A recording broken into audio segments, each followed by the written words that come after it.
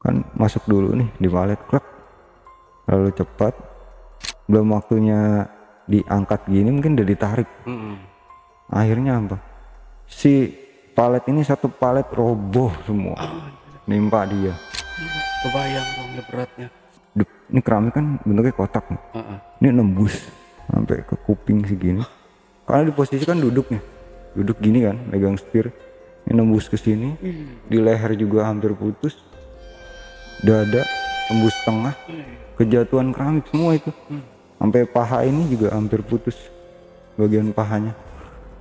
Arman lah, sebut aja namanya Arman. Si Arman ini bilang,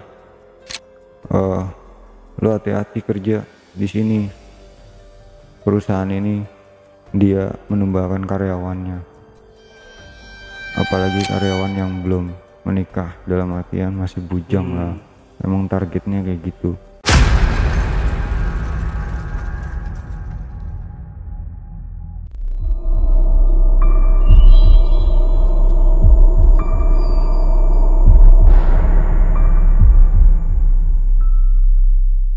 Assalamualaikum warahmatullahi wabarakatuh. Jumpa lagi dengan saya, Ale Jejak Backpacker. Tentunya dalam obrolan misteri Jejak Backpacker kali ini, di hadapan saya telah hadir seorang narasumber yang pernah mengalami kejadian mistis. Seperti apa kisahnya? Langsung aja kita sapa narasumbernya. Assalamualaikum Bang Iqbal. Ya, waalaikumsalam. Bang Iqbal, terima kasih udah hadir di studio Jejak Backpacker. Iya, sama-sama, Jadi Bang Ale. Bang Iqbal ini punya pengalaman mistis ya. Iya, betul Bang. Oke, nah itu bisa di-spill sedikit dulu aja ke penonton di rumah. Seperti apa kisah yang mau Bang Iqbal bagikan ke penonton ini nanti. Oh iya. Jadi waktu itu saya pernah bekerja di salah satu pabrik keramik di daerah Jawa Barat Bang, dimana seringkali terjadi kecelakaan kerja dan ternyata itu adalah salah satu tumbal dari perusahaan tersebut. Oh. Kejadian-kejadian itu ya. Oke, disimpan dulu aja kalau gitu Bang Iqbal ya. Kita lanjut setelah ini. Tapi sebelum Iqbal menceritakan pengalaman mistisnya lebih lanjut lagi, saksikan setelah OMG yang satu ini. Kopi Liong Bulan, nuansa legendaris di mana keunikan rasa dan aroma mengalir dari setiap biji kopi pilihan. Keistimewaan yang dipersembahkan bagi mereka yang menghargai cita rasa terbaik. Gurih dan aroma asli yang khas dibuat dengan sempurna. Kopi Liong Bulan, keajaiban dalam setiap aroma. Oke, Bang Iqbal, udah siap buat cerita? Ya, siap. Aman ya? Aman. Oke, silahkan kalau gitu Bang Iqbal. Ya. Waktu itu awalnya tahun 2013. Tahun 2013 itu saya melamar kerja di perusahaan ini karena memang saya habis kontrak di perusahaan sebelumnya. Nah, dapat info lah dari temen segala macem. Kita ngepostin, zaman dulu kan masih lewat pos. Ya kita coba di situ. Pas udah dicoba ngelamar, alhamdulillah prosesnya cepat juga, nggak nyampe 2 minggu saya bisa diterima dan bekerja di sana. Nah, terus kemudian awal-awal masuk itu nggak ada keanehan sih, masih normal-normal aja. Ya kira-kira sekitar 1 mingguan lah kerja, itu belum ada yang aneh-aneh. Oh ya, untuk kontraknya itu kalau di situ tuh 6 bulan, terus nanti kalau bagus diperpanjang lagi 6 bulan, terusnya kayak gitu selama 2 tahun kurang lebih. Tapi saya di sini belum nyampe 1 tahun lah, saya mutusin untuk keluar di kontrak keduanya. Saya resign waktu itu. Jadi di sana tuh kita ada beberapa bagian pastinya. Saya di bagian produksi. Nah, dimana di bagian produksi ini kan ada processing apa tuh ya, tanah liat dicampur bahan kimia yang nantinya akan dicetak, dipanggang, terus akhirnya packing lah terakhirnya gitu. Nah di sini namanya kita awal masuk pasti kan pas lagi proses itu nggak cuma satu orang yang tes. Nah dari situ semua waktu itu saya ingat saya yang tes itu sekitar 50 orang ya, yang diterima itu sekitar 20 orang termasuk saya. Nah dari 20 orang ini dibagi-bagi lagi, ada yang ditaruh di gudang, ada yang taruh di produksi QC ya kayak gitu. Nah kemudian ada salah satu teman yang kita dari awal nih tes bareng kayak gitu kan, itu dia sebut aja dia namanya Mas Dani. Sama saya, sama-sama baru, cuman dia emang ditaruh di bagian gudang. Dia waktu itu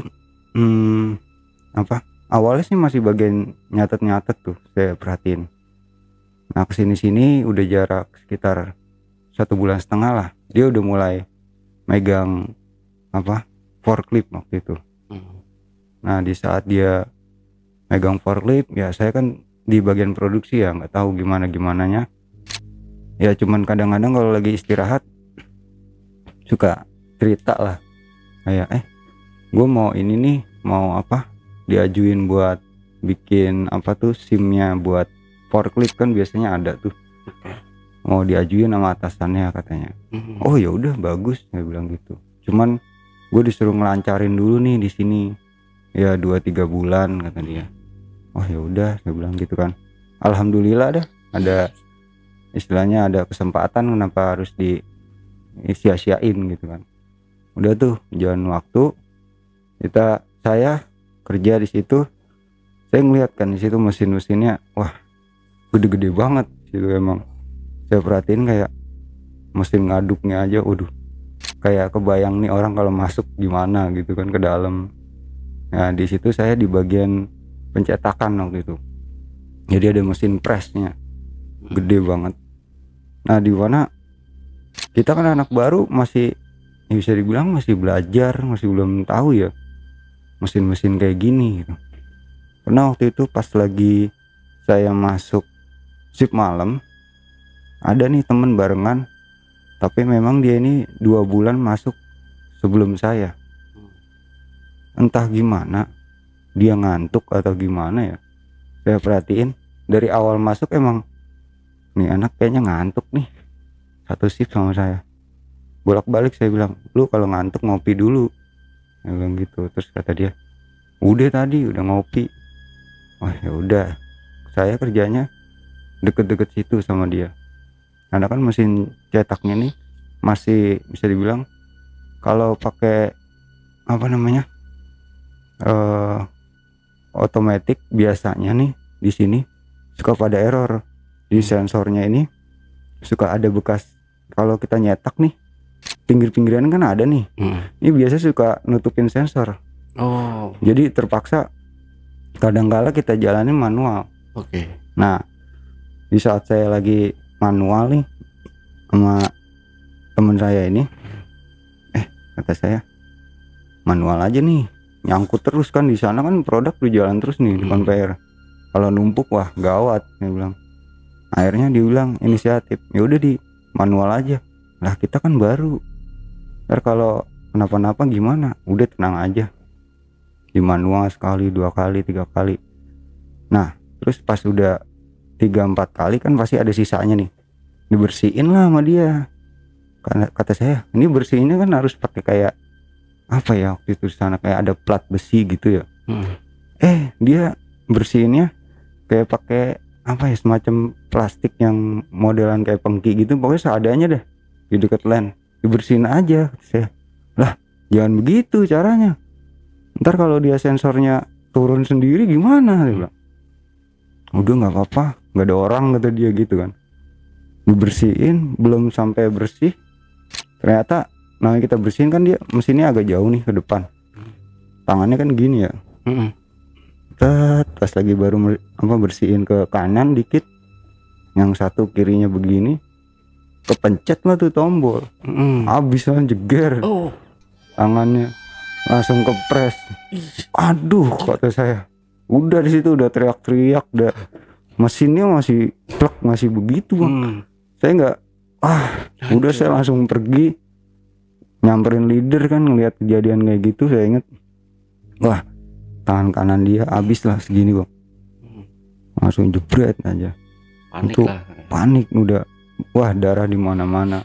Di saat itu saya lihat ngeri banget, saya bilang, kok bisa sampai kayak gini, udah nggak karuan. Di saat ini akhirnya dievakuasi lah si beliau ini, evakuasi terus dibawa pakai ambulan ke rumah sakit. Dan itu pasti dia akan keep di situ, perusahaan ini nggak akan pernah apa ya istilahnya, nggak bakalan sampai keluar lah ada kejadian kayak gini malam-malam gitu, sekitar jam 2-an dibawa ke rumah sakit. Dan anehnya kan kalau orang misalkan kejadian kayak gitu ya, biasanya mah ya maaf ya, paling ya maaf ya diamputasi atau gimana. Tapi ini mungkin karena kehabisan darah atau gimana ya, sampai rumah sakit meninggal bang. Iya, itu maksud saya baru ya sekitar 1-2 jam kemudian saya dapat kabar dari leader bilang katanya di IGD dia meninggal. Dalam kondisi ya tangannya hancur, bingung juga di mesin itu kan nyangkut ya, ditarik juga susah. Wah itu sekali itu, saya pikir cuma sekali doang, itu bisa dibilang belum 1 bulan saya di situ. Wah udah trauma aja kan hawanya. Tapi ya udahlah, namanya kerja ya, walaupun satu temen nggak ada apa ya, kita tetap aja kan kerja mah tetap kerja. Nah terus di saat itu juga ada apa namanya proses pembersihan di situ, karena ada bekas-bekas dagingnya kan di situ, tulang-tulangnya yang belum lagi darahnya itu yang ngalir kemana-mana. Ya itu ditutup dulu 1 line, akhirnya bersihin sama maintenance sama operator juga yang tua-tua lah, yang senior, dibersihin semua. Nah setelah itu pas jam berapa, jam 4 jam 5 dah, akhirnya kita dipulangin semua. Satu pabrik nih masuk malam suruh pulang. Dan di saat saya pulang nggak sengaja, jadi ada lorong di situ bang, di pabrik ini ada lorong mengarah ke loker. Nah sebelum ke loker ini ada office nih. Office-nya ini kebuka pintunya, nggak sengaja, emang gelap ya kan karena malam, nggak sengaja apa namanya saya lewat situ, kok nyium bau-bau yang kayak bau, bukan bau kembang tapi kayak bau apa ya, bau kemenyan kayak gitu di situ, bau kemenyan. Terus bau hio, kalau zaman sekarang kan ada tuh suka dibakarin. Kok baunya gini, kata saya. Nah dari mana ya, penasaran saya orangnya kan. Saya tengok ke ruangan itu yang terbuka, ternyata emang asalnya dari situ. Saya lihat lah, kok ada dupa-dupa kecil gitu ya. Nah saya nggak tahu itu ruangan siapa, yang pasti itu tulisannya office gitu doang di depan.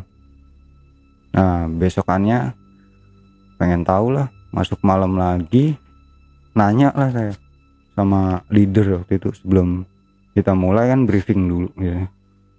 Selesai briefing pada bubar, saya nanya sama leader saya, ya sebut aja Kang Ujang ya. Kang, itu ruangan apa sih ya? Ya ruang office lah, dia gitu. Enggak nih, mohon maaf saya mau nanya, tuh kemarin pas pulang kenapa di situ pintunya kebuka, terus bau-bau ini ya kayak kemenyan, saya bilang gitu kan, bau-bau hio, emang ada, maaf ya Kang, ada ritual apaan ya, saya bilang gitu. Oh nggak ada, kata dia gitu. Cuman perasaan kamu aja kali. Perasaan gimana, orang saya lihat, dia bilang gitu, kayak ada yang habis bakar, dia bilang, kayak habis ditaruhin gimana sih, jadi dia asapnya kemana-mana. Kata dia, udah bisa dipikirin, kerja aja sini baik-baik gitu, kata leader saya. Ya udahlah, saya nggak mau ambil pusing, saya kerja lagi. Ya kayak biasa, normal tuh, walaupun kita dalam hati ya masih berduka ya, karena kehilangan sahabat kita itu, teman kita. Ya udahlah, jalan waktu terus apa namanya, kejepit di situ tuh. Itu pernah juga temen juga kejadian, tapi sih alhamdulillah nggak sampai hancur tangannya, cuman dua jari dua ruas. Dua jari dua ruas, dan kejadiannya sama di mesin press juga pas lagi bersihin itu. Jadi sensornya katanya nggak kebaca kalau dari dia sih keterangannya. Udah gitu posisinya pas lagi masuk sore, masuk sore abis maghrib lagi. Nah terus itu saya ketemu dia pas di rumah sakit. Jadi dia kejadian kayak gitu. Terus sebelum saya masuk malam, saya datanglah ke rumah sakit nengokin gimana sih ceritanya gitu kan, penasaran. Soalnya mesin gua nih, mesin press gua di situ soalnya. Dia bilang iya, apa kejadiannya kayak kemarin? Iya hampir sama, cuman kata dia ini tuh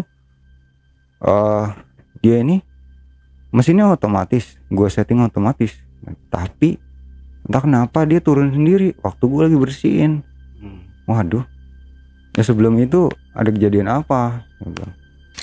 Oh, gue ngelihat ada sosok nenek kata dia duduk di atas mesin press. Nenek, saya bilang nenek dari mana?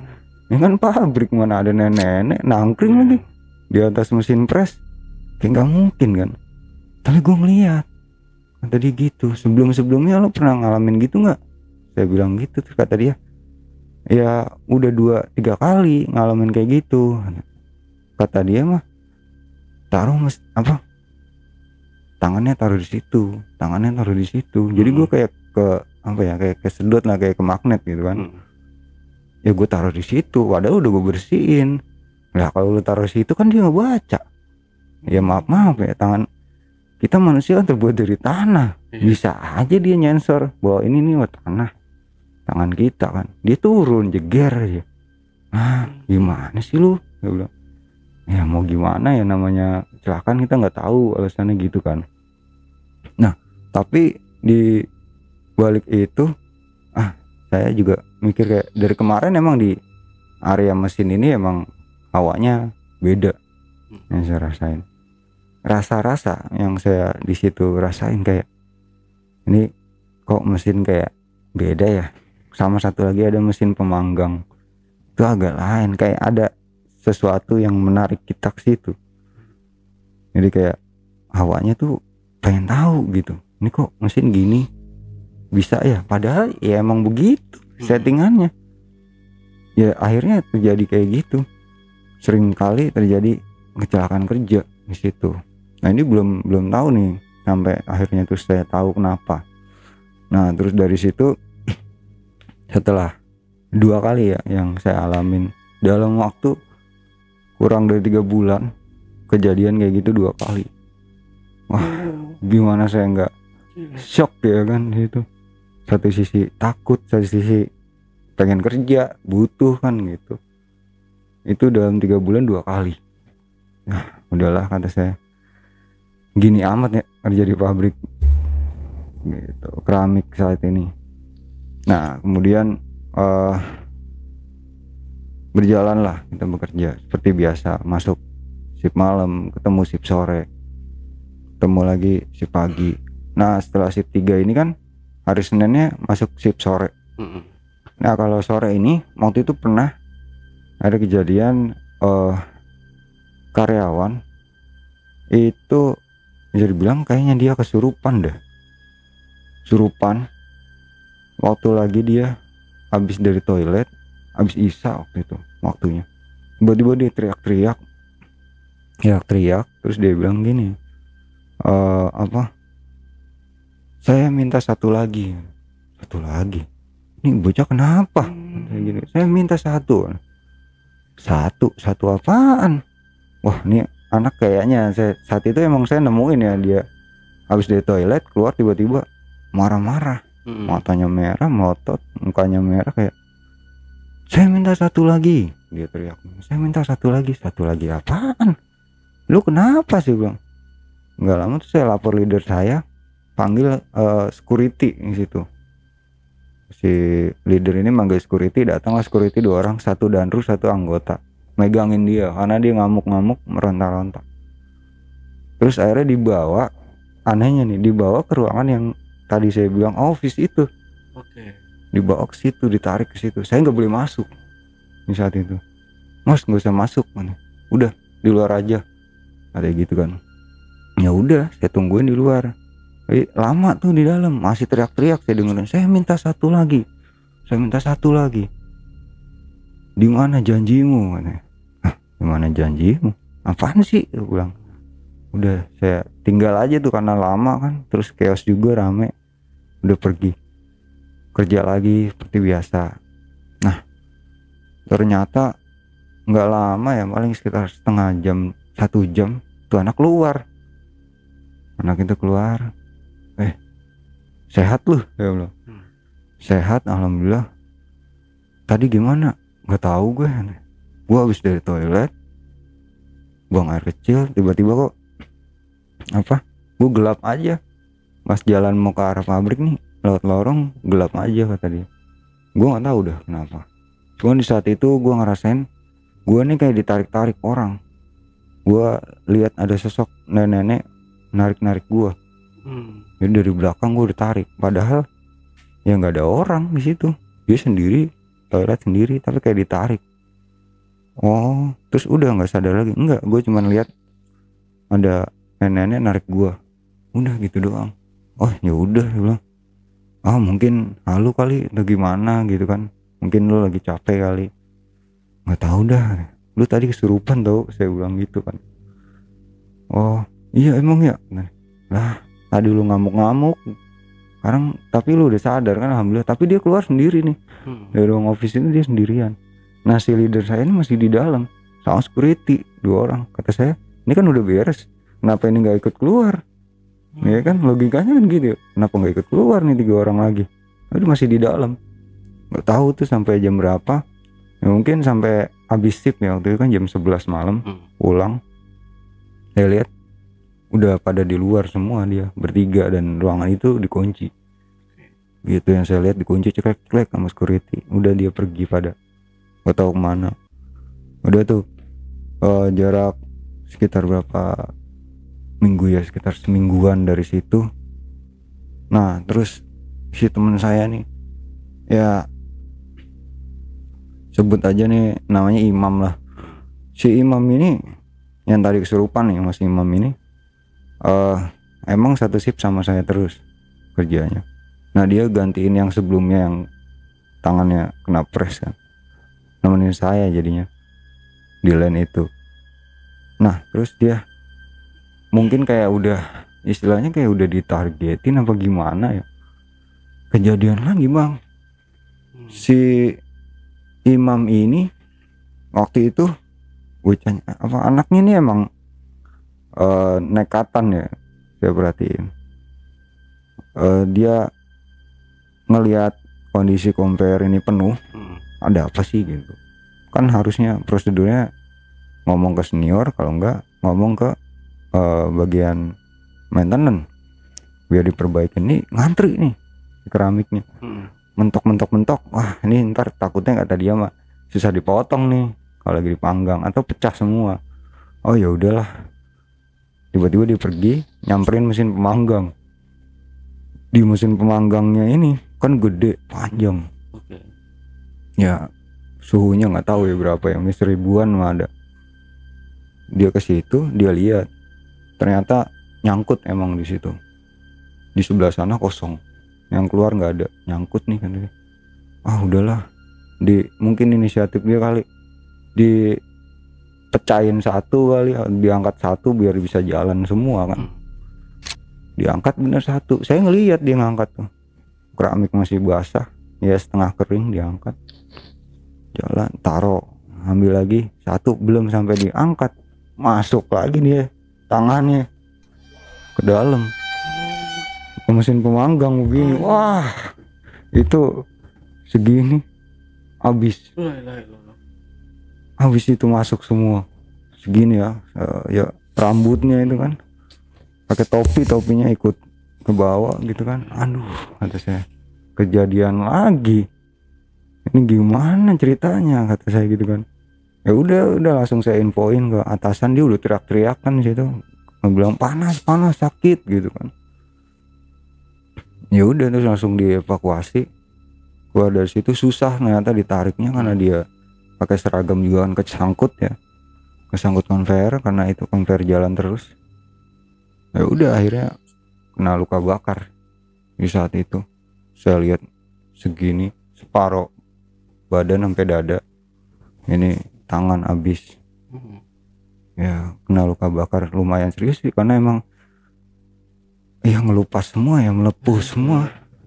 Saya ngeliatnya aja ngilu beneran deh. Itu aduh, saya bilang ini si Ujang gimana ceritanya.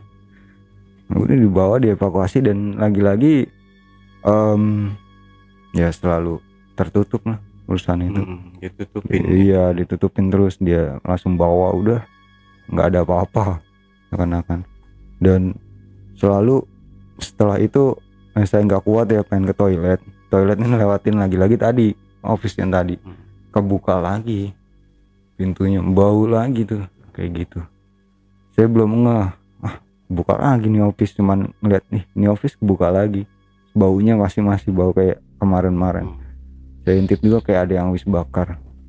Ini udahlah toilet, habis dari toilet cuci muka baru ngeh, lah kok sama ya kejadiannya kayak yang temen kemarin waktu kejadian kena mesin pres. Ini juga sama, terbuka dan bau seperti ini. Jangan-jangan si Ujang sama nih jadiannya kayak gitu. Tapi ya mungkin Tuhan berkehendak lain ya. Ya alhamdulillah sih selamat, cuman dengan kondisi yang cukup prihatin sih. Luka bakar setengah, 90% lah bisa dibilang. Sampai operasi 3 kali dia untuk ngupas kulitnya. Kayak denger sih dari keluarganya ya, ngupas kulitnya dulu terus ditambal lagi atau gimana, saya nggak paham deh. Cuman emang ngeri sih gitu. Nah terus kejadian itu saya mulai kepo lah, nanya-nanya mulai tuh sama senior, Pak ini kenapa sih sering kejadian kayak gini? Saya bilang gitu kan. Terus kata senior, ya emang udah biasa di sini. Ya kurang lebih untuk mempertahankan perusahaan ini tetap berdiri, rasanya gitu. Ya ini maulah para atasan kita. Nah, tadi kayak gitu. Lagi-lagi nih bukan dari kita pribadi ya, dari senior, tapi ya demi keberlangsungan perusahaan alasannya kayak gitu. Ini ulah atasan kita. Ya mungkin mereka dapat tekanan juga dari owner kali kan, harus tetap berjalan perusahaan dengan persaingan yang begitu ketat saat ini. Jadi ya itulah jalan pintasnya mungkin, kata salah satu senior yang udah mungkin 20 tahunan di situ. Bilang ke saya begitu, udah yang penting lu kerja hati-hati, jangan jangan kosong. Terus kalau masuk malam usahain jangan sampai ngantuk, karena ini kan mesin gede-gede. Jadi jangan sampai kejadian yang udah keulang lagi, apalagi sampai ngerenggut nyawa ya, kata dia gitu. Terus saya bilang, waktu itu temen juga ada yang sampai kesurupan nih, katanya kurang satu lagi, maksudnya apa ya, mana janjimu? Ya nggak tahu, itu mungkin perjanjian mereka kali. Pokoknya di sini tuh tiap 3 bulan ada aja kejadian, entah itu nanti bakalan meninggal atau enggak. Ya kita nggak tahu. Ada korban. Pastinya ada korban terus kayak gitu 3 bulan. Ntar ini udah masuk 4 bulan nih, kata dia. Ya kita tunggu aja 2 bulan lagi ke depan, sampai 6 bulan ada lagi nggak gitu katanya. Ini saya baru 4 bulan aja udah kejadian, bisa dibilang 3 kali nih kayak gini, 1 sampai meninggal malah. Ya mudah-mudahan sih semoga nggak ada apa-apa. Nah terus berjalan lagi sampai akhirnya normal dibilang normal sih enggak ya. Saya di situ juga ngerasa kesini-sini, saya ngerasa diganggu lah dengan sosok yang pernah dibilang nenek itu duduk di atas mesin pres. Karena waktu itu saya malam Jumat, kebetulan masuk malam, saya lagi ngoperasin mesin ini kan otomatis nih. Ya biasa, sensornya ketutupan lagi nih, tutupan tanah, kita bersihin. Saya pas bersihin ini kok ini keramik tapi ada rambut. Saat itu kok ada rambut ya, saya bersihin lagi, jatuh lagi rambut. Ini rambut siapa lagi gitu kan, saya orang pakai topi kan, saya nggak mungkin nih rambut gue panjang lagi. Saya comotin dulu satu, comotin lagi dua, nggak beres nih. Saya masih fokus nih ke mesin, fokus bersihin, udah bersih kelar, penasaran nih kan, saya mundur, saya lihat nih ke atas kan. Pas saya lihat ke atas, lah bener ada sosok nenek nangkring diri di atas itu, rambutnya panjang banget, mukanya hancur ya, rambutnya jadi jatuh gitu kan ke bawah, mukanya bener-bener hancur. Terus dia senyum ke saya, tapi senyumnya sampai kuping ya. Saya lihat lebar banget. Kata saya, serem amat. Saya langsung pergi. Saat itu pergi, dia nunjuk saya sambil begini. Wah, kenapa tuh? Udah kabur aja. Saya nenangin diri aja. Di situ ada musola, saya diem di musola deh. Sholat aja deh, saya bilang sholat aja deh buat nenangin diri. Itu apaan ya, kata saya. Saya pikir teman-teman doang kan yang lihat sebelum kejadian kayak gitu. Ternyata terus saya ngelihat posisinya berdiri di atas itu, nunjuk saya. Terus saya sambil berpikir kayak, semoga aja bukan saya yang selanjutnya kayak gitu kan. Tapi setelah kejadian itu nggak cuma ditampakin, terus saya jadi kayak dimimpiin. Nah dalam mimpi itu seringkali dia bilang ke saya, kau milik saya. Ya jadi milik saya. Saya langsung pergi saat mimpi itu kan, lari saya. Mau kemana kamu ya, selayaknya orang kejar-kejaran gimana gitu kan. Saya di saat itu kayak lagi di dalam hutan dikejar-kejar sama dia. Sampai akhirnya saya terus jatuh. Ya saya jatuh dari tempat tidur baru ngeh. Lah untung mimpi, tapi rasanya tuh bener-bener capek banget. Di saat itu kayak dikejar-kejar. Itu sering tuh, dalam seminggu mungkin bisa 2-3 kali kejadian kayak gitu. Nah itu belum lagi dimimpiin sama teman saya yang pertama itu. Dia bilang, si Arman lah, sebut aja namanya Arman. Si Arman ini bilang, lo hati-hati kerja di sini, perusahaan ini dia menumbalkan karyawannya, apalagi karyawan yang belum menikah, dalam artian masih bujang lah. Emang targetnya kayak gitu, bisa setahun sekali, bisa setahun sampai 5 kali. Lo hati-hati kerjanya. Nah dia gitu, gue pesan gitu aja. Gue di sini juga tersiksa. Nah dia, gue nggak bisa kemana-mana. Kata dia kayak gitu. Ya udah, lu kerja aja baik-baik. Hati-hati sama atasan lu semua. Jangan terlalu percaya sama mereka, karena mereka bisa ngejerumusin. Kata dia gitu. Terus saya langsung bangun. Tiba-tiba aku bangun aja, terus kayak, gila si Arman tadi mimpi, gue ketiduran terus mimpi gitu kan. Dia pesenin kayak gitu. Hati-hati. Iya sih, gue juga udah ngerasa gak enak sih dari kemarin, orang lihat terus kan. Posisi kejadian kayak gitu-gitunya selalu kelihatan. Nah terus berjalan waktu, dengan kondisi saya masih bisa dibilang ya antara masih trauma, takut, tapi tetap harus bekerja. Dan saya diperpanjang juga kontraknya, setelah 6 bulan perpanjang lagi ternyata. 6 bulan jadi 1 tahun harusnya. Nah di bulan ke-7 ini saya mulai di situ tuh udah ngerti lah tentang mesin-mesin ini, mesin itu, penanganannya gini. Karena kita udah mulai, tadinya tuh belum ada, jadi kita datang cuma diajarin nih harus gini. Jadi kayak ada training berkala. Untuk mesin press begini, mesin mixer begini, panggang gini kan, heating seperti ini. Ada training akhirnya semenjak kejadian yang kemarin katanya gitu. Ya udah ikutin training, udah mulai paham nih, masuk bulan ke-7 aman.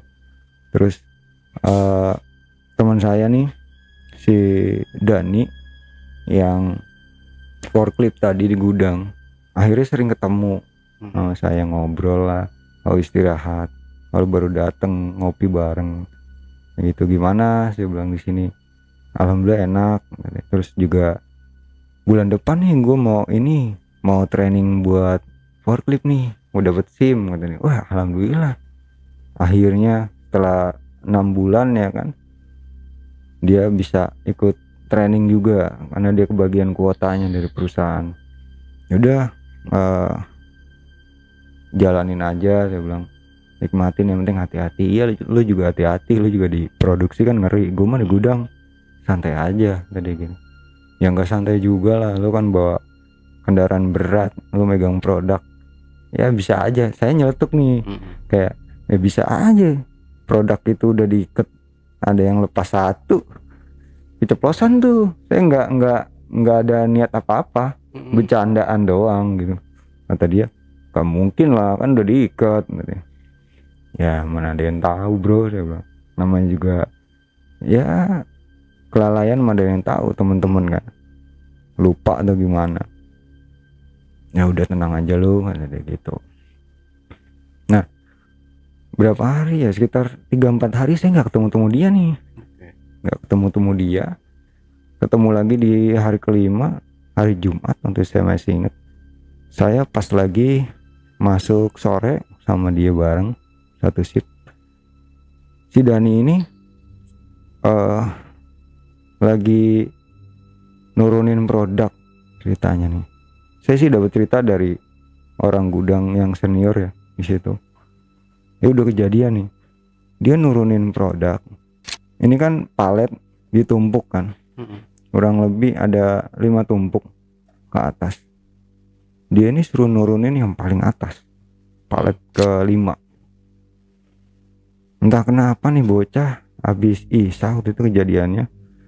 Ini anak disuruh, oh iya orang udah biasa kali ya dia mikirnya, disuruh turunin nih, kan ada kodenya nih, kode sekian, itu biasanya paling atas. Nah gitu ya, kata si seniornya cerita ke saya, ya gue suruh lah dia gitu kan, biar sekalian nih uji nyali lah, adu mental gitu, untuk yang paling atas gimana nih anak nuruninnya, tekniknya kayak gimana biar bisa nanti SIM-nya tembus gitu kan. Gue suruh lah tuh paling atas. Pas diambil, entah dia terlalu cepet dorong si garpunya, kan masuk dulu nih di palet, klek, terlalu cepat, belum waktunya diangkat gini mungkin udah ditarik. Akhirnya apa, si palet ini satu palet roboh semua, nimpa dia. Kebayang dong ya beratnya. Iya, satu palet aja itu berapa ton ya hitungannya. Itu rubuh nimpa dia, satu forklift habis keramik semua, pecah semua. Dan saya suruh ngeliat kondisi dia, itu yang saya lihat kondisinya, maaf apa namanya, di bagian ini keramik kan bentuknya kotak nih, ini nembus sampai ke kuping segini, karena di posisi kan duduk gini kan, megang setir, ini nembus ke sini, di leher juga hampir putus, dada tembus tengah, kejatuhan keramik semua itu, sampai paha ini juga hampir putus, bagian pahanya jatuh semua, brak. Sisanya yang kecil-kecil itu nancep semua ke badan. Itu yang nauzubillah dah, itu darah kemana-mana. Itu udah langsung ditutup di situ pakai garis kuning hitam itu kan, nggak boleh lewat. Ya yang berani evakuasi itu ya cuman yang seperhatiin waktu itu datang orang damkar, pihak berwajib, kedokteran, ada yang datang ke situ untuk evakuasi dia, karena emang kondisinya ngeri sih. Kebayang satu palet jatuh nimpa kita, aduh, berantakan semua di situ. Ya udah, semenjak kejadian itu dia ya saat itu langsung dievakuasi si teman saya, si Dani ini. Padahal yang saya ingat, saya baru banget tadi habis makan istirahat sama dia. ngerokok bareng. Namanya umur ya. Iya, namanya umur, nggak ada yang tahu. Saya udah bilang ke dia, hati-hati lu. Dia nyeletuk juga ke saya, lu mau bilang gua hati-hati keramik jatuh ya, tadi gitu. Iya, ya gua ngeliat, ya namanya musibah kan gak ada yang tahu. Alah, pikiran lu aja, kayak gitu kata dia. Waduh, ternyata bener kejadian jatuh. Saya pikir cuma satu ya, satu dus, ternyata satu palet itu roboh semua. Mungkin yang lepas itu cuman satu atau dua ya yang keluar dari kardus. Mungkin dia motong si talinya ini kan, bisa aja kepotong ya, atau karena beban yang gravitasi terlalu ini ya, berat ya kan, akhirnya roboh semua di saat itu. Ya bikin saya ya merinding juga ngelihatnya, nggak tega sih lebih tepatnya itu. Sampai helm juga sampai hancur, padahal kan helm itu keras ya, helm kayak helm proyek ya, itu pecah itu.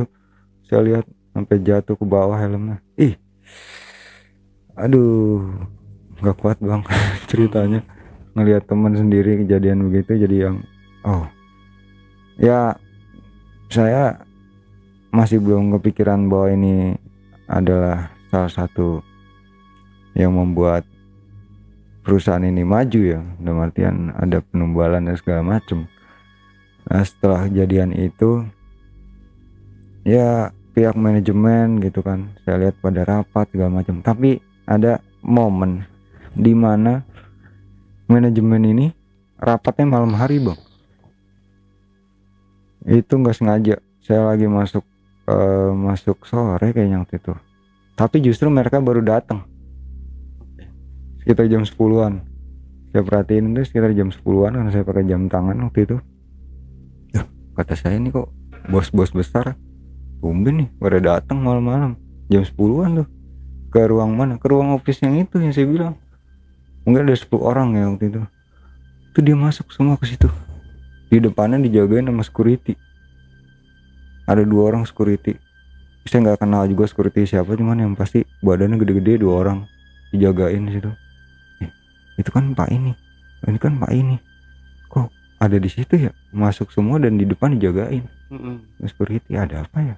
Gitu. Nah terus saya pas abis shift kan jam 11 lewat dong situ. Yang saya dengar mereka bersorak-sorak di dalam ruang itu. Ya kayak orang bersyukur gitu kan, bahwa ya berhasil lah gitu. Ada yang bilang yes, kita berhasil, kita akan tetap bertahan, katanya gitu, pada teriak gitu kan. Akhirnya cuman butuh 1 lagi kan, udah kok kemarin 1 udah kita kasih, jadi pasti kita lebih maju lagi karena gitu. Terima kasih untuk kalian yang sudah berdedikasi untuk perusahaan ini. Itu ada 1 yang ngomong, oh iya sama-sama Bapak, hari ini kita apa istilahnya merayakan keberhasilan kita. Saya mikir, keberhasilan, merayakan, ini baru hari ketiga loh kejadian si Dani kayak gitu. Saya mikirnya, nah kok berhasil ya, wah nggak beres nih. Saya pikir situ tuh udah 8 bulan itu udah rasanya pengen keluar itu saya, karena emang ngerasa takut juga kebawa. Yang buktinya tadi yang nenek-nenek saya dikejar-kejar, bilang katanya milik saya, tapi ternyata si Dani duluan kan yang diinin. Saya khawatir kan setelah dia ya saya, kayak gitu mikirnya. Jadi ya mendingan saya mikir udah kerja dulu, abisin kontrak, selesai kontrak saya masih sampai bulan Desember saat itu, selesai gue balik aja deh, pulang ke rumah. Maksudnya cari di perusahaan lain kayak atau gimana, daripada takutnya kayak gitu ya kejadian. Ya udah gitu kan. Nah terus di pabrik ini kan gede banget kan. Waktu itu ada kejadian driver apa kontainer yang bagian pengiriman, dia ini apa namanya lagi ngantri kontainer ini kan kosong nih belakangnya, lagi ngantri mungkin ada sekitar 6 atau 7 kontainer situ. Saya nggak ngelihat persis kejadiannya, cuman saya ngelihat kondisinya ya di saat itu. Kontainer ini kan flat kayak gitu, semuanya tuh 7 atau 8 unit baris flat, nggak ada tutupan, nggak ada apa, nanti ditutup pakai terpal biasanya, flat gitu. Nah, si drivernya ini lagi ngantri surat jalan kayaknya, untuk bawa itu ngirim kemana gitu kan. Nggak tahu nih supir, jadi dia lewat di antara ini loh bang, jajaran kontainer bang. Jajaran kontainernya dia kan lewat sini ya, ini kontainer dia turun lewat belakang nih, lewat pantatnya nih kontainer. Mungkin dia entah udah dikunci rem tangan atau belum ya, lewat sini megang suratnya, kejepit bang. Ini mundur kontainer, mundur kejepit di sini. Yang saya lihat ya dia emang kejepit ya udah posisinya gini, di dadanya dihantam. Posisi dia kayak nahan gini, gimana mau nahan kata saya. Seberat itu sendirian dia begini, ya udah hancur sih dadanya. Ya begitu, udah meninggal di tempat itu.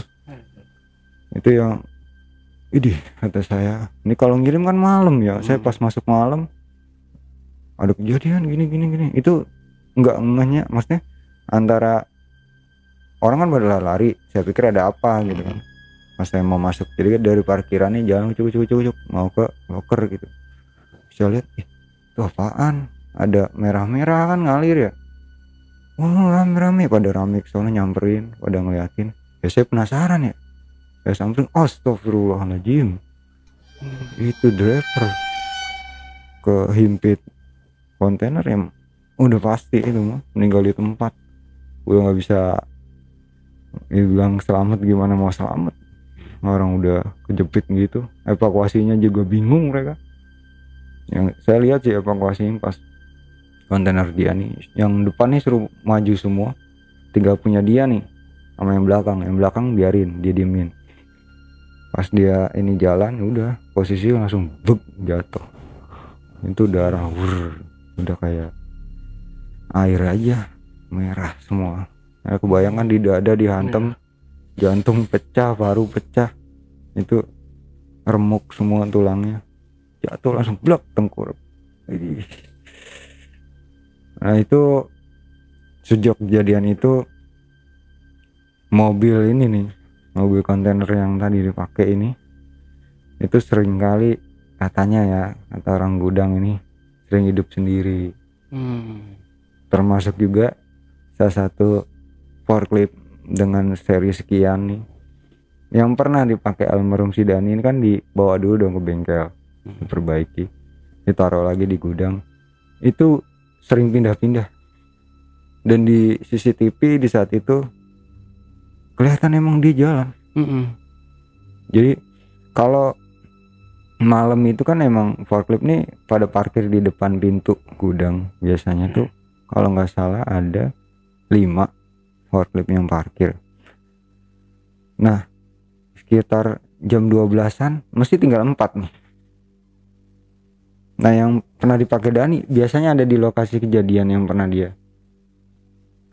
kecelakaan. Itu pasti ada di situ, dan posisinya nyala. Lampunya kan gitu ya, kuning ya, ding ding gitu. Biasanya ada di situ, nyala aja udah, dia menghadapnya ke kita gini posisinya. Jadi si garpunya ngadep ke kita. Ini kan pojok langsung mentok tuh kejadiannya. Garpunya ngadep ke kita. Selalu kayak gitu. Itu orang gudang udah sering kali ngalamin gitu. Didiemin kata orang bilang, sampai dibongkar. Mungkin kali otomatiknya bermasalah, akinya mungkin bermasalah, tapi emang kata orang bengkel juga nggak ada masalah. Human error, dari mana human errornya? Orang jelas-jelas semuanya normal kayak gitu. Jadi dia sering kali jalan. Di CCTV itu pernah dicek karena penasaran ya, mungkin orang gudang ya. Ya dia starter sendiri. starter jalan mundur terus ke arah sana. Dan di kursinya ini ada kayak bayangan hitam, sosok hitam nggak tahu siapa. Di CCTV itu ketangkep. Ada yang nyetir gimana sih? Kayak ada orang itu saat jalan ke sana, dia putar balik, diem. Udah pasti diem di situ sampai pagi. Kalau pagi ini pasti orang gudang yang narik ini ke sini, maksudnya mindahin. Udah tahu pasti punya si Dani pasti ada di ujung. Kalau pagi, biar kata di sini pernah waktu itu kejadian sampai dikunci kan, ada kayak pelek ada lubangnya, sampai dirantai. Emang nggak jalan sampai ke sana lagi, tapi kan tetap bergerak ya. Gerak kayak gitu suara. Kata saya, lah kenapa jadi ngeganggu ya gitu kan. Nah terus akhirnya didatengin lah kayak bisa dibilang ustadz lah, orang ngerti gitu kan. Bilang katanya dikomunikasiin lah dengan sosok beliau, walaupun nggak dimediumisasi gitu kan. Biasanya ada ini ya, masukin ke siapa gitu, enggak. Tapi kata si ustadz tersebut bilang katanya dia belum tenang, katanya dia belum tenang, dia mencari teman katanya untuk menemani dia, dan selalu pengen ada yang sama seperti dia kejadiannya. Dan itu memang terbukti di situ tuh ada aja semenjak kejadian dia, ada aja. Tapi hampir aja sih, hampir kayak kejadian dia. Cuman kayak tiba-tiba nih nggak ada nggak ada kasarnya, nggak ada angin, nggak ada hujan, jatuh sendiri satu dus. Siapa yang geser? Apalagi kalau misalnya di palet 3 kan di tengah, gak siapa yang dorong kan, nggak mungkin. Itu dia jatuh jeger aja pas power clipnya lewat nih. Dan saya juga dengar ceritanya, kok bisa sih power clip lewat gini. Kebayang kan kalau misalnya di level ketiga gini jatuh kan nimpa dia dong. Tapi pas dia lewat baru jatuh jegar, jatuh dar. Loh, siapa yang jatuhin kan gitu, kata anak power clip di situ. Orang gua ngambil dari sana, kok ini yang jatuh gimana kan gitu. Jadi ya cukup mengganggu semenjak kejadian itu kayak gitu. Sampai akhirnya saya mikir situ, ini kayaknya lagi-lagi saya coba komunikasi sama orang tua, takutnya kebawa ke saya gitu kan. Atau orang tua ya udah coba ke kampung ketemu sama ya guru spiritual gitu kan. Terus nama ini coba ngobrol. Terus kata saya, ya udah ntar kalau pas libur dah coba-coba ke sana pulang hari gitu kan, komunikasi. Udah, terus nggak lama seminggu kemudian saya libur, saya pulang kampung, saya cerita gitu kan, kejadiannya seperti ini. Ya dia yang buka, ternyata dari kampung tuh saya sebut Pak Ade.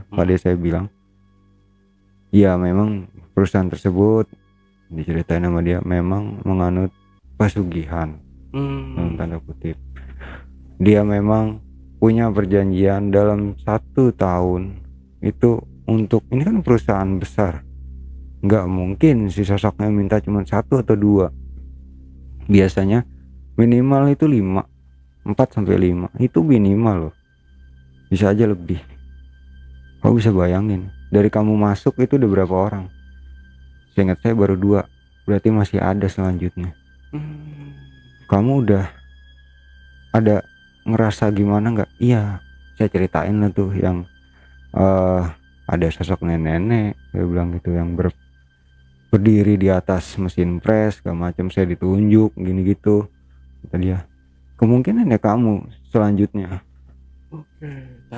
Targetnya kata dia gitu kan. Wah, ini bakalan jadi target gue kan gitu. Terus dah nanti Pak D coba usahain untuk diputus, tapi ya saya juga minta bantuan dari kamu untuk kalau emang mau resign ya sebaiknya sih resign aja, kontraknya sayang, saya bilang gitu. 2 bulan lagi, saya udah mendingan keluar aja daripada nyawanya yang keluar gituin. Terus saya pikir iya juga sih gitu.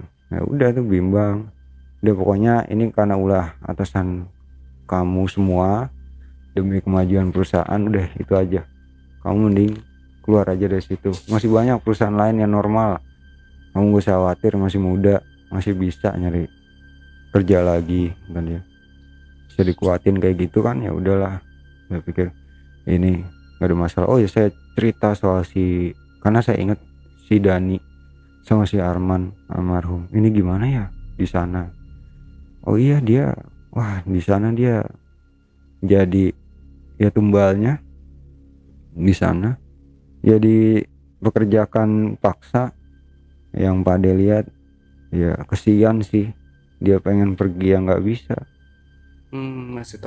Masih terperangkap ibaratnya ya. Terus Pak Ade tolonglah, saya bilang, bantu yang nggak bisa, karena kan udah perjanjiannya ya. Kalau Pak Ade ganti ya berarti Pak Ade tarik, ya Pak Ade harus ganti orang dong. Kamu mau saya digituin loh? Jangan, dia bilang gitu. Ya udah biarin aja, intinya kita doain aja, mudah-mudahan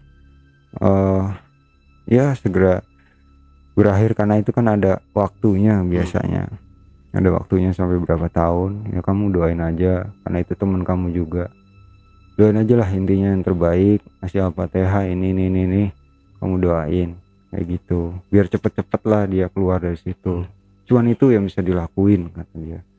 Untuk kamu yang baru akan, mending jangan, udah mending kamu keluar. Nanti Pak Ade bersihin lagi kalau kamu udah dinyatakan resign ya, keluar dari situ.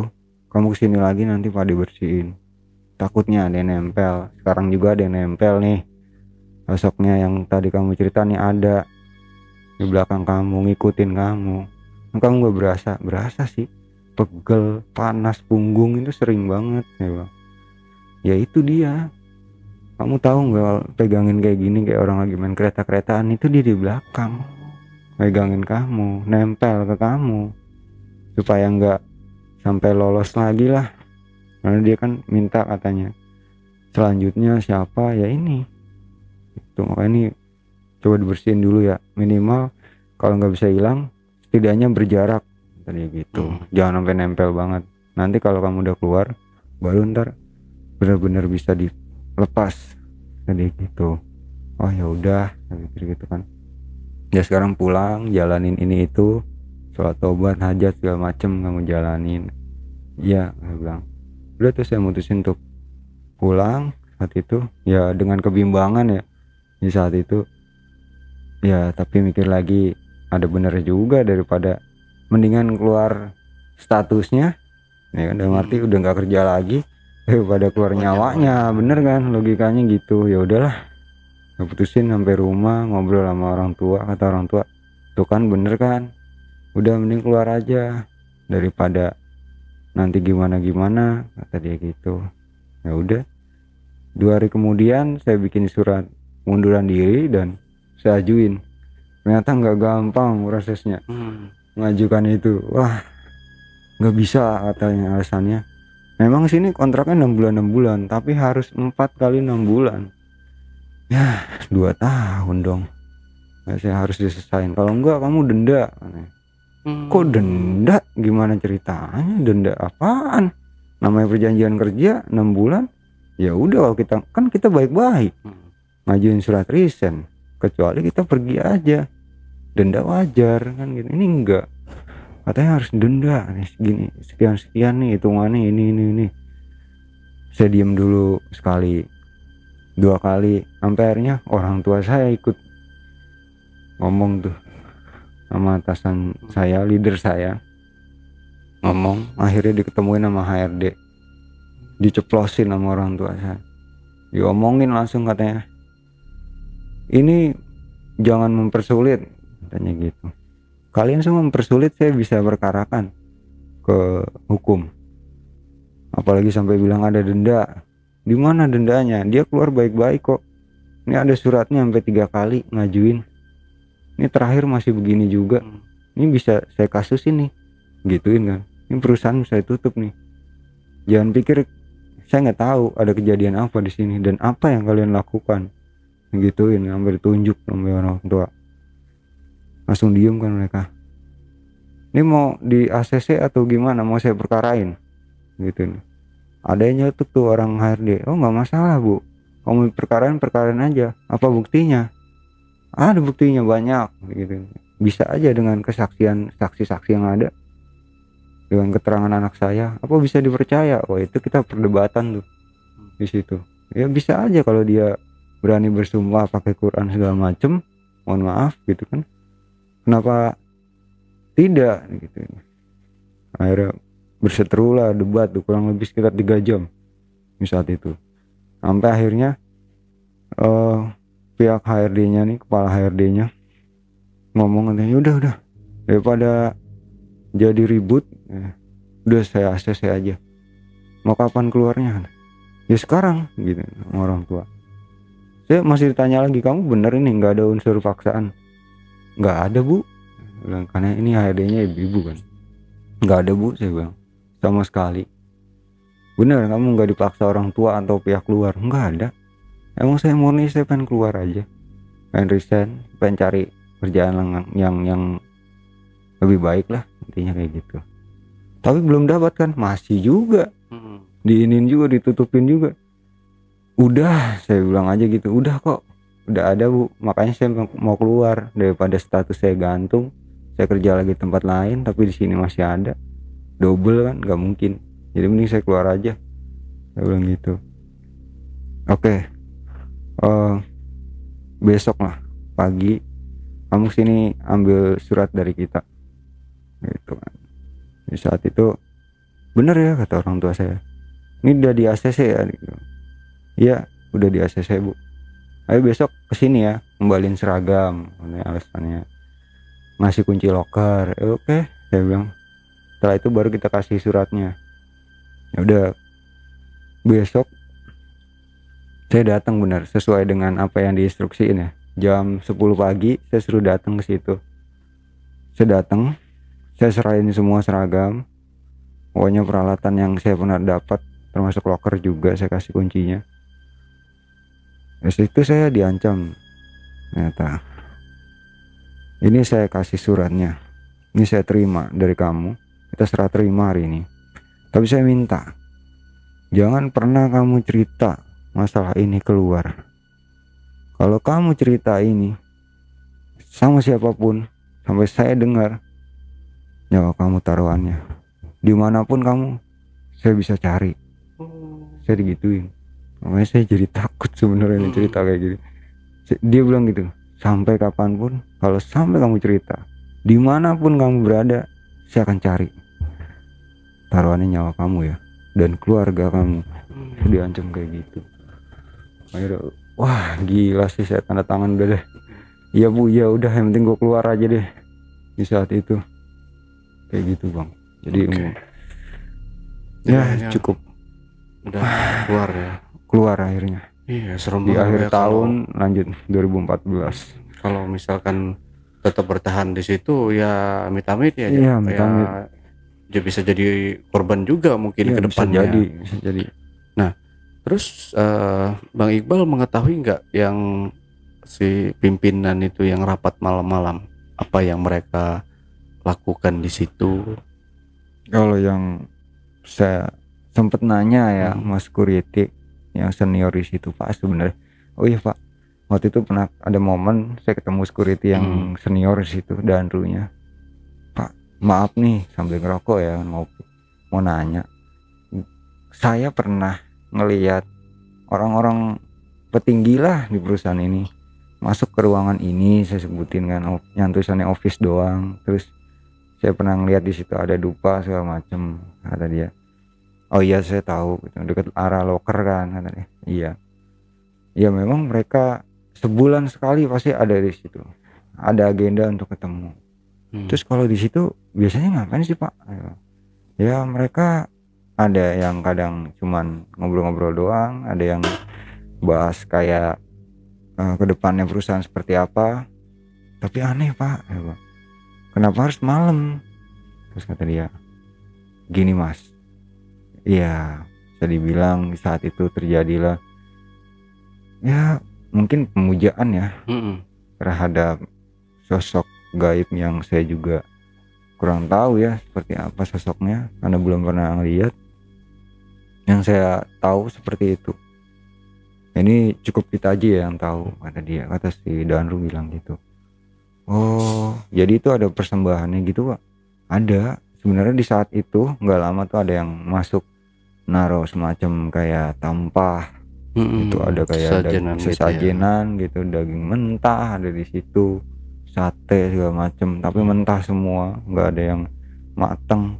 Ayam juga bener-bener ayam yang mentah, ayam hitam gitu. Itu emang sebulan sekali pasti mereka ngelakuin itu, entah doa-doa apa. Karena saya pernah ikut tapi di dalam, cuman saya nggak ikut ritualnya seperti apa, kurang lebihnya gitu kata dia. Cuman mereka kayak komat kamit ngomong apa nggak tahu deh gitu. Ada satu yang memandu gitu di situ, ya bisa dibilang bukan saya ini ya, GM-nya yang memimpin di situ. Gitu. Nah, kalau sosok si nenek-nenek ini sebenarnya dia siapa? Dia baik atau memang menyesatkan karyawan untuk dijadikan tumbal itu atau gimana sih? Kalau yang sosok nenek-nenek ini, jadi di sini nih saya kenal salah satu karyawan senior yang dia bisa dibilang kayaknya sih punya kelebihan ya, punya kelebihan, dan ini sinkron. Saya nanya sama Pak Ade saya, jadi katanya si sosok nenek-nenek ini sebenarnya adalah pengendali dari semua yang ada di situ. Pengendali dari semua sosok-sosok yang ada.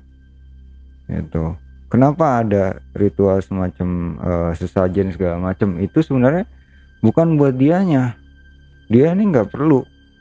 Yang diperluin itu adalah nyawanya orang yang meninggal di situ, tapi ini buat anak buahnya.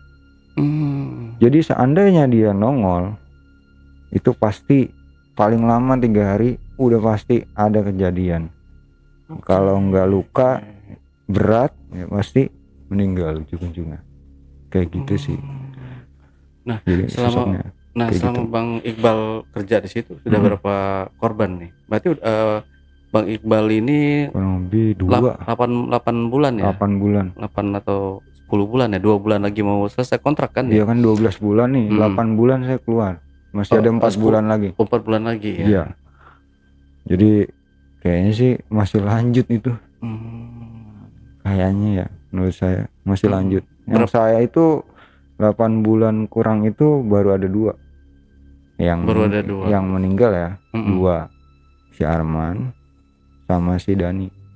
Kalau yang lainnya kan luka-luka berat nih, yang tadi saya bilang. Kayak gitu. Sadis, kejam ya kalau misalkan harus ada perusahaan yang seperti itu ya. Iya. Tapi mudah-mudahan ya. Atasannya sih sebenarnya yang kurang ajar ya. Padahal bos besarnya nggak mau begitu mungkin. Pokoknya ya lu jualan aja yang bener gimana kayak gitu. Tapi mereka nyari jalan pintas manajemennya. Gila. Iya. Gila, ya. Tapi untuk keamanan ya kita tetap rahasiakan ya nama lokasi, nama perusahaannya juga gitu ya, betul. Bang Iqbal. Nah dari sini Bang Iqbal ada yang mau disampaikan lagi nggak nih ke penonton, mungkin ada pesan-pesannya? Ya pesan-pesannya sih kalau kerja hati-hati aja, jangan sampai kita lengah ya. Kalau misalkan kayak ngantuk mending istirahat deh. Orang ngantuk jangan dikasih minum kopi. Bukannya nggak iklan ya, tapi mending tidurin aja deh 5 menit 10 menit mending gitu, ntar baru ngopi baru enak deh. Betul. Daripada dipaksain ya kan, kecelakaan malah repot. Iya benar. Apalagi kalau minumnya kopi liong ya, mantep sudah. Wah iya. Benar. Oke, Bang Iqbal terima kasih nih buat waktu dan buat ceritanya. Iya. Oke, Jepekers, itulah tadi obrolan misteri jejak backpacker bersama narasumber kita Bang Iqbal. Jangan lupa untuk selalu support channel YouTube Jejak Backpacker dan channel YouTube Ale Jejak Backpacker. Buat teman-teman juga yang punya pengalaman menarik dan ingin bercerita langsung di studio Jejak Backpacker, teman-teman dapat menghubungi admin melalui nomor WhatsApp di 0858 47683 atau di 0852 1234 5683. Dan teman-teman juga bisa mengirimkan cerita menarik kalian melalui email di admin@jejakbackpacker.com. Wassalamualaikum warahmatullahi wabarakatuh. Oke, Bang Iqbal, terima kasih Bang Ale. buat waktunya. Makasih, Jadi sama-sama. Bang Iqbal setelah dari sana kerja di mana nih? Ada kerja di salah satu Pabrik? enggak sih, di hotel. Oh, di Ini hotel. agak menarik nih. Oh, ada juga. Ada Bang, Oke. banyak. Mungkin nanti kita Iya, next ya. next Iya, next episode. gampang. Kalau misalnya teman-teman banyak yang minta diundang lagi ya kita Iya. undang lagi gitu Bang ya. Iya, boleh. Oke Bang Iqbal, terima kasih dan sampai jumpa. Seperti apa kisahnya? Langsung aja kita sapa narasumbernya. Assalamualaikum Waalaikumsalam Bang Iqbal. Iya. Ya, Bang Iqbal, terima kasih udah hadir di studio Jejak Backpacker. Iya. Kenapa dia jadi ketawa? Gue jadi ketawa juga kan. Aduh, gue udah serius nih. Aduh. Assalamualaikum Bang Iqbal. Iya, waalaikumsalam Bang Bang Iqbal, Ale. terima kasih udah hadir di studio. Iya.